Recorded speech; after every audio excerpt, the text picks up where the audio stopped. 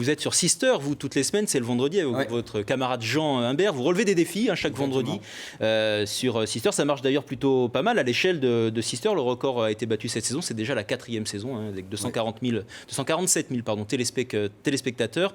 C'est le record pour l'émission. On vous a vu, bien entendu, dans d'autres émissions du groupe M6, à commencer par la patinoire et les artistes qui essayaient de suivre de suivre les conseils des grands patineurs artistiques français.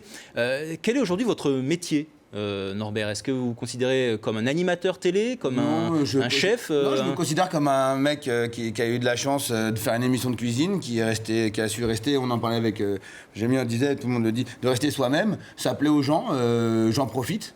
Pourquoi j'en profiterais pas? Voilà, je suis là pour me faire plaisir, et je pense que quand tu prends du plaisir, t'as ce plaisir que tu peux donner aux autres. Donc aujourd'hui, mon métier, c'est d'être à la télé. J'oublie pas mon origine de cuisinier. De toute façon, c'est ce qui coule dans mes veines. Donc c'est la cuisine. J'y retourne progressivement, petit à petit, vers l'ouverture d'un restaurant. Maintenant, pourquoi pas profiter? Et puis en plus, la télé, c'est ce qui est génial, c'est quand tu es dedans, c'est que tu peux t'ouvrir à tous les rêves que tu as eu, de rencontrer Jamie, j'aurais jamais pu le faire s'il n'avait pas fait la cuisine. Jamie signé bien l'autographe, là, quelque chose. C'est vrai. Mais voilà, je vis ça comme un rêve, et je reste tout à fait lucide, et conscient que la télé, c'est aussi un univers qui peut être très compliqué et qui peut vite faire déjanter les gens. Donc voilà. C'est plus difficile qu'en cuisine, parce que j'ai l'impression qu'en cuisine, quand même, le rythme, mais aussi l'autorité peut être assez violente. Parce que j'ai une bonne éducation dans la cuisine, alors parce que je reste à ma place, je déborde pas. Je reste authentique, parce qu'en ce moment on parle de cuisine d'émotion, de cuisine qui se ressemblent. Donc il y a de la sincérité chez lui. C'est ça qui est très Après, je suis comme je suis. Vous parliez tout à l'heure, j'ai mis ces lunettes rondes. Moi, j'ai mes roues flaquettes et mon franc-parler. Ça fait 2 ans maintenant que je passe à la télé. On m'a jamais demandé de changer. On m'a jamais demandé d'apprendre des cours de diction. Je parle comme je parle, fils de commerçant. Et ça plaît pas. Après, on reste atypique, quoi. C'est ce que les gens ont besoin, un repère où ils peuvent se retrouver ou non, se reconnaître ou non. Mais en tout cas, voilà, il faut être égal à soi-même, aussi bien à la télé que sans la télé, quoi. Vous avez inventé le show culinaire, le show comme spectacle, c'est-à-dire que vous vous produisez actuellement sur scène, peut-être avec l'espoir de le faire plus régulièrement, et pourquoi pas à Paris à la saison prochaine. Exactement, c'est le but, c'est l'objectif, c'est l'ambition d'aller sur scène. Et ça ressemble à quoi un one-man show culinaire? Un one-man show culinaire, écoute, ça c'est venu de l'idée de Jamie Oliver qui fait ça. D'accord, lui il fait de la musique, Angleterre, il fait une démonstration de cuisine, donc on peut pas manger. Moi je me suis servi de tous les commentaires des gens qui regardent les émissions de cuisine qui disent ça a l'air d'être bon, c'est beau, mais on peut pas manger. On peut même pas sentir. Et je me suis dit pourquoi pas faire un nouveau format, de le faire sur scène, cuisiner sur scène, faire monter les gens sur scène pour faire leur assiette, d'accord, et de leur faire vivre la cuisine de l'intérieur. Donc on est assis comme un cabaret en fin de compte, seulement vous êtes dans les cuisines. Avec moi vous êtes dans les cuisines, c'est-à-dire que vous avez le droit à toutes les réflexions, toutes les attitudes d'un chef, et après vous avez toutes les vannes. Je crois que vous les ménagez pas, en tout cas vos clients d'un soir. C'est un peu d'une sorte une petite vengeance de tout ce qu'on a pu souffrir. On a souffert énormément, des fois des demandes les plus dingues, les plus délirantes, que ce soit dans les grandes maisons, dans des petits restaurants, les végétariens, les végétaliens, les allergiques, la cuisine bio, etc. les bio, tout ça. Donc, j'en fais un panel, j'en fais un florilège à ma façon parce que j'ai pas encore d'auteur ni de metteur en scène. Donc voilà, et les gens adhèrent et puis ils comprennent mieux en fait de l'intérieur. Est-ce que toutes ces émissions de cuisine ont fabriqué, comme le foot a pu fabriquer 60 millions de sélectionneurs, est-ce que ces émissions culinaires ont fabriqué 60 millions de critiques gastronomiques?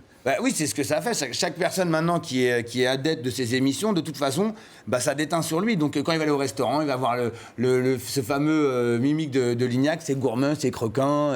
Et tout le monde s'y met. Et des fois, c'est mais donc quoi, si je comprends bien, ça agace un peu les professionnels ou pas?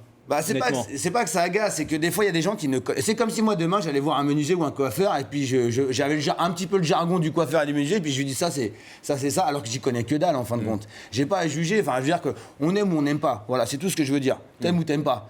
Après, on voit un cuisinier, si c'est bon ou c'est pas bon, on peut faire la différence. Mais t'aimes ou t'aimes pas, c'est tout ce qu'on demande aux gens, en fin de compte, c'est ça. Mais c'est vrai que des fois, t'as des gens qui se prennent critique gastronomique, alors que les mecs, tu leur dis tourner une pomme de terre 8 faces, 6 faces, faire, je sais pas, une clarification, une sphérification, les mecs sont perdus. Par contre, ils ont le temps, le vocabulaire de ce qu'ils voient à la télé. Stéphane. On a un blog là justement avec François Simon qui était un critique gastronomique. Oui, vous produisez François Simon sur Paris Dernière. Tout à fait. Et le blog s'appelle simon16.fr et c'est vrai que c'est le on fait partie de ces gens, du Figaro entre autres. Voilà, tout à fait. On prend en photo ce que l'on mange et on dit ce que l'on en pense.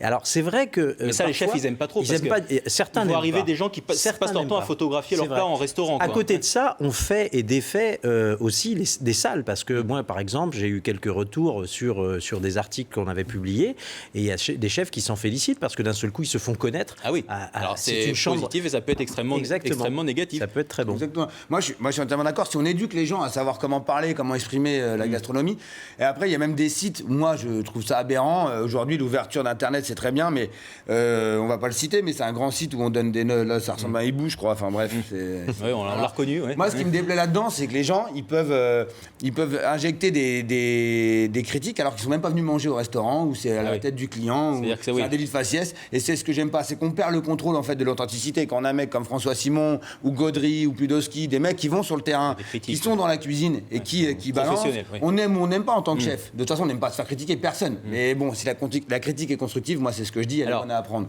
Mais que tout le monde s'y mette, c'est compliqué. Norbert, les émissions culinaires, il y en a beaucoup. Oui. Hein, ça a démarré, comme vous le rappelez, Stéphane, par le dîner de Thierry Ardisson, quelque part. Enfin, des émissions, il y en a eu avant. Il y a eu Maïté, il y en a eu d'autres. Raymond Oliver. Et Raymond Oliver, bien sûr. Mais là, il y en a beaucoup. Est-ce que vous avez le sentiment qu'il faudrait un peu renouveler la sauce ou réinventer la sauce, là ? Écoutez, je ne sais pas si à chaque fois il faut remettre, comme disait Bernard Loiseau, tant qu'il y a de l'eau, il y a de la sauce, mais je pense qu'aujourd'hui, nous, le vecteur de Norbert et Jean s'appelait parce qu'on s'est identifié tout de suite à la ménagère, on est allé chez elle. Vous allez chez les gens, vous cuisinez dans son frigo, quoi. Voilà, on amène personnellement trois combinaisons de matériel, c'est le batteur, et mixeur, hachoir, et la minoire à pâte, et une cellule de refroidissement qu'on ne voit pas pour refroidir plus vite, parce qu'on la tourne en une journée. Normalement, c'est une émission qu'on devrait tourner en 2 jours, 2 jours et demi. Mais on est sur Sister, donc. Comme tout le monde, on connaît tous les budgets. Voilà. Mais ça marche. Et bon, après, moi, je trouve que c'est une émission qui est bien, les gens adhèrent parce que... on rentre chez eux, on cuisine chez eux. Mais est-ce qu'il y en a trop aujourd'hui d'émissions culinaires ? Pour moi, bien sûr que oui. Est-ce que ça fait peur à tous les chefs Je vais pas mentir. On voit qu'il y a un remaniement de Masterchef l'année prochaine. Top Chef qui s'est terminé la semaine dernière a perdu 800 000 téléspectateurs en une année. On sent quand même une forme d'érosion. Il y a une forme d'érosion, mais moi j'ai pas. Mais moi ce que je veux garder, je veux dire honnêtement, ce qu'on devrait garder dans les émissions, c'est ceux qui parlent vraiment du métier des chefs. Moi, ce que j'aime dans Top Chef, c'est pas parce que c'est ma paroisse, c'est parce que Top Chef raconte une histoire sur les chefs. Mais ce sont des professionnels qui. Voilà. Ouais. C'est-à-dire Masterchef, c'est des anonymes, c'est la Star Academy de la cuisine, ça vous aimez pas visiblement. Non, je suis pas fanatique. Moi, j'ai un concept pour lui. J'ai un concept. Mais si on peut être à l'origine d'un mariage, on va le voir après. Non, je te dis rien. Même un titre One Man Chef. Je trouve qu'il a ce tempérament, cette capacité à séduire et à rassembler, à faire quelque chose comme ça. Jamy, vous fréquentez forcément les restaurants, même en Éthiopie sur un volcan, vous allez au restaurant. Vous improvisez alors, critique gastronomique, parce que vous regardez beaucoup les émissions, vous êtes devenu aussi... Il y a une forme de pédagogie là aussi qui est née. Pas de critique, parce que moi j'adhère totalement à ce que dit Norbert. Tout à l'heure vous disiez, est-ce qu'il y en a trop ? Peut-être qu'à un moment donné il y a indigestion, mais pour autant il ne faut pas condamner le produit. C'est-à-dire que c'est pas parce que d'un seul coup on va se retrouver avec trop d'émissions de cuisine à la télévision qu'il faut dire c'est mauvais, il n'y a plus rien à prendre ici. Non, et je crois que c'est ce qui fait la qualité d'un animateur comme Norbert, c'est-à-dire qu'il signe de lui-même ce qu'il fait. Donc c'est identifié par ce qu'il fait. Donc ça existe.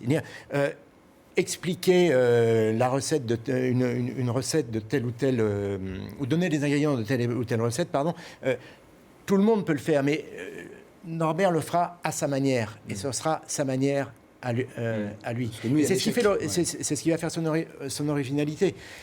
Condamner ces émissions, je trouve. Non, mais ça suscite des vocations. Après, ça peut susciter des déceptions aussi. Côté pervers, on peut en parler. C'est qu'aujourd'hui, on a un côté positif, c'est qu'on donne envie aux jeunes de retourner à ce métier. D'accord. Malgré que ça soit très compliqué, mais on donne envie. Le côté perverse à ces jeunes, c'est qu'ils pensent tout de suite arriver en cuisine et dire moi c'est facile, bœuf, sauce à la truffe, poularde, on y va. Avant, il faut faire la plonge, le persil, l'ail, comme on dit chez nous, il faut faire tout le boulot dégueulasse.